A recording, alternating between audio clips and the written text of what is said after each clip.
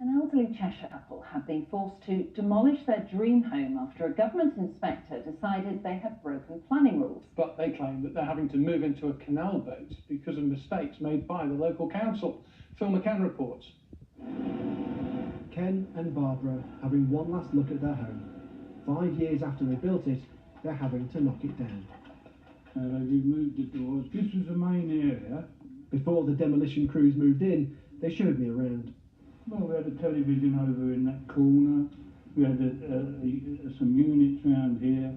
Well, it was just our dream, really. It's really sad that I'm devastated actually that it's come to this, because we didn't have anywhere else to go. I'm lost for words, to be perfectly honest. I may not sound like it, but I am. It's destroyed us.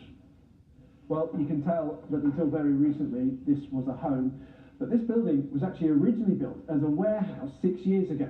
But 2 years after it was built, Ken and Barbara moved in here and started using it as their home. Ken and Barbara did have council approval to build a warehouse on this old roofer's yard just south of Macclesfield, but they didn't get planning permission to change this building's use into a home. Do you accept that Ken and Barbara shouldn't have moved into it? Absolutely. I don't think there's any bones about that. You know, they shouldn't. Planning contravention is meant to, it's supposed to be remedial, not punitive, but the actions of this are absolutely punitive. Cheshire East Council also says this building isn't within the scope of the planning permission it was given.